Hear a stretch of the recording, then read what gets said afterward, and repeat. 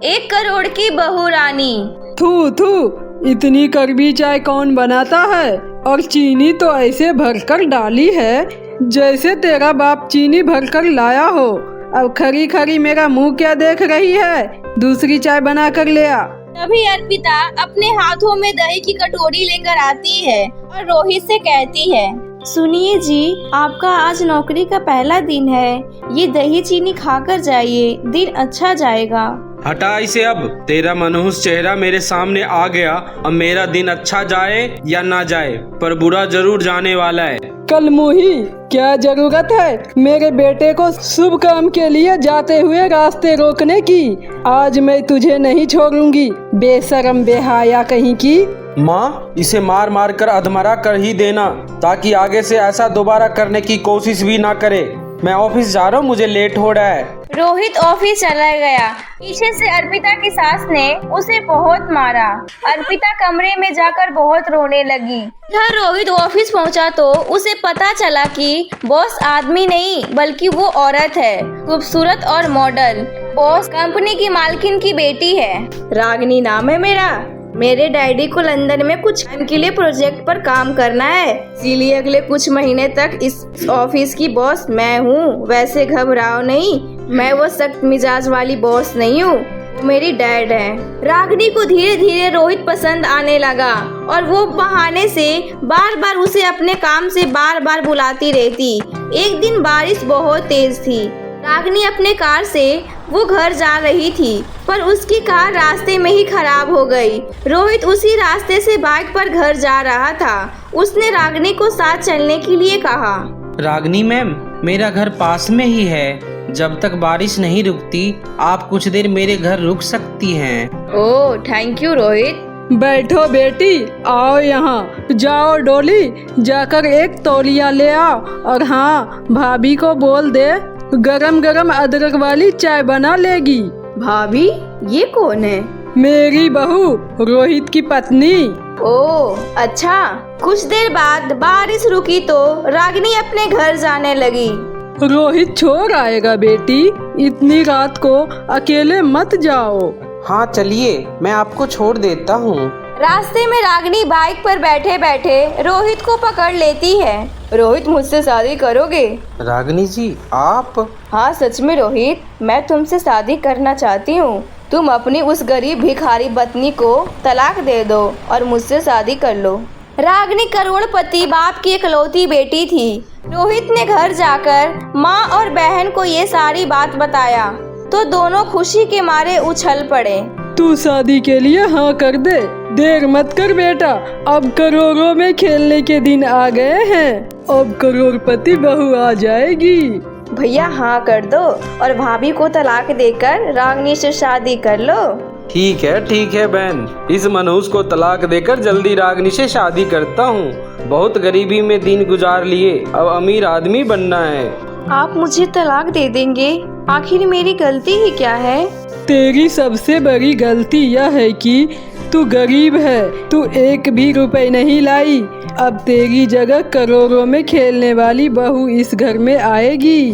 रोहित और उसके परिवार वालों के मन में पैसों का लालच आ गया था। रोहित ने अर्पिता को तलाक देकर रागिनी से शादी कर ली। अर्पिता अपने पिता के पास गांव वापस चली गई और घर में एंट्री हुई अमीर बहू की। रागिनी के हाथ में एक बड़ा सा बैग था। माँ जी, शादी इतनी जल्दी हुई कि पापा आपके और डोली के लिए दहेज के कपड़े गहने बना नहीं पाए, इसीलिए उन्होंने आप दोनों के लिए 1 करोड़ रुपए भेजे हैं। अरे 1 करोड़ रुपए? अरे इसकी क्या जरूरत थी बहू? हमें तो साक्षात लक्ष्मी मिल गई, हमें और क्या चाहिए? माँ, भाभी इतनी प्यार से दे रही है तो रख लेते हैं ना। भाभी, मैं आपके लिए आज बढ़िया सा कुछ खाने के लिए बना देती हूँ। दिन के बाद रागिनी के ससुराल वाले उसके पीछे पीछे घूमती रहती थी। ऐसे ही कुछ दिनों से काम वाली नहीं आ रही थी। अब रागिनी तो महारानियों की तरह बैठी रहती। सारा काम बूढ़ी सास और ननद को करना पड़ता। अब उन्हें अर्पिता की याद आई।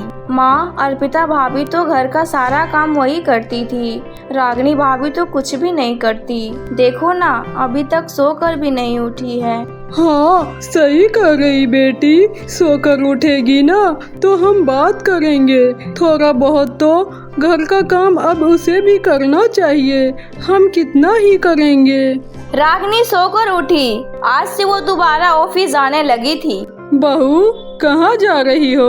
घर का सारा काम पड़ा है, काम वाली भी नहीं आई है, कौन करेगा? ऑफिस जा रही हूँ, कौन करेगा? आप दोनों करेंगे ना। ऑफिस ना जाऊँ, इस बात के लिए आपको मैंने 1 करोड़ रुपए दी है। मैं ऐश करने के लिए नहीं बल्कि काम करने के लिए दिए हैं। और हाँ, आज के बाद मत कहना काम करने के लिए, स्टूपिड कहीं के। भैया देखो ना, भाभी हमसे किस तरह से बात कर रही है। अब मैं क्या करूं? 1 करोड़ रुपए तुमने लिए हैं तो घर का काम तुझे और माँ को ही करना पड़ेगा ना। अच्छा मैं जा रहा हूँ, रागिनी कार के पास वेट कर रही है। रोहित रागिनी के लिए एक पालतू डॉग था। रागिनी रोहित को जो कहती उसे करना पड़ता था।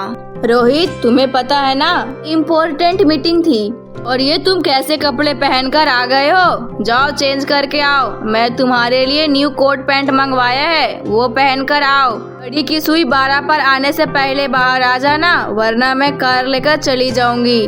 पर रागिनी ये कपड़े भी तो अच्छे हैं। जितना कहा जाए उतना करो, सवाल जवाब करने की कोई जरूरत नहीं है। रोहित अंदर गया और फटाफट कपड़े चेंज करके बाहर आया। रागिनी तब तक ऑफिस जा चुकी थी। हेलो रागिनी, कहाँ हो? सॉरी रोहित, मैंने तुम्हें कहा था ना 12 पर सुई आने के बाद मैं तुम्हारा वेट नहीं करूंगी। तुम खुद ही ऑफिस आ जाओ। और हाँ, 15 मिनट में ऑफिस पहुंच जाना, वरना मैं तुम्हें नौकरी से निकाल दूंगी। ये अलग बात है कि तुम मेरे पति हो, पर ऑफिस में मैं तुम्हारी बॉस हूँ। पर 15 मिनट में ऑफिस कैसे पहुंचूंगा? Hello Ragini, hello. रोहित परेशान हो चुका था, तेजी से सड़क की ओर दौड़ने लगा। उसे कोई ऑटो या टैक्सी दिखाई नहीं दी। रोहित ने अपनी बाइक को बाहर निकाला, उसी से ऑफिस जाने लगा। और अचानक रास्ते में रोहित का बहुत बड़ा एक्सीडेंट हो गया। ये सब जल्दबाजी में हुआ था और रोहित को बहुत चोटें आई। रोहित दोनों पैरों से अपाहिज हो गया। रागिनी ने रोहित से उसी टाइम तलाक मांगा। सॉरी रोहित, मैं एक अपाहिज के साथ अपनी जिंदगी खराब नहीं कर सकती। मैं करोड़पति लड़की हूँ, मुझे तुमसे बेहतर लड़का मिल जाएगा। शायद मेरे ये बुरे कर्मों का फल है। मैंने अर्पिता के साथ बहुत गलत किया, आज मेरे साथ जिंदगी गलत कर रही है। मैं खुद तुम्हें तलाक देना चाहता हूँ रागिनी, मुझे तुम्हारी जैसी लड़की की जरूरत नहीं है। रागिनी रोहित से तलाक लेकर चली गई। सबको अपनी गलती का एहसास था।